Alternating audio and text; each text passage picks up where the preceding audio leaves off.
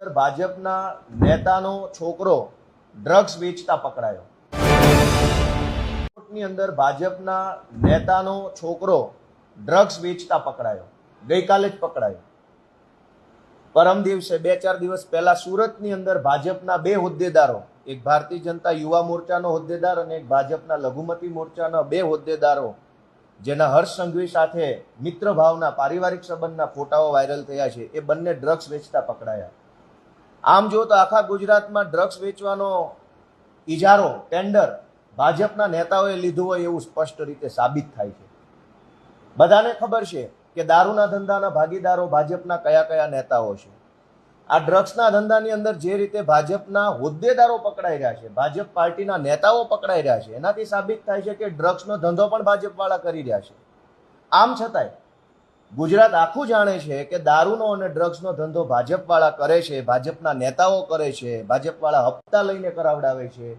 એ વાતની જાણ આખા ગુજરાતને હોવા છતાંય કોઈ જ અમરબંધીને છોડવામાં નહીં આવે, કાયદાનું કામ કરશે વગેરે શેર શાયરીઓ કરી અને ગુજરાતની જનતાની આંખમાં ધૂળ નાખવાનું કામ હર્ષ સંઘવી કરે છે.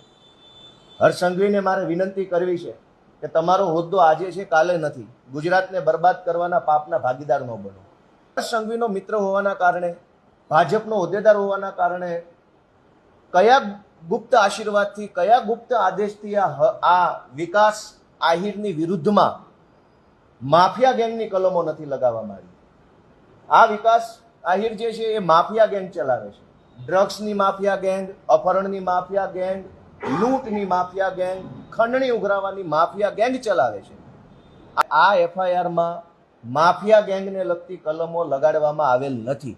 તો મેં મારી રીતે, હું ભૂતકાળમાં પોલીસમાં રહ્યો છું, હું વકીલ છું, કોર્ટમાં પણ મારા મિત્રો છે, પોલીસમાં પણ મિત્રો છે, મીડિયા મિત્રો છે. મેં મારી રીતે તપાસ કરવાની કોશિશ કરી તો જાણવા મળ્યું કે પોલીસ ઉપર કોઈ છુપું દબાણ ઊભું કરવામાં આવ્યું, કોઈ છુપા આદેશ આપવામાં આવ્યા, ગુપ્ત રીતે, પરોક્ષ રીતે.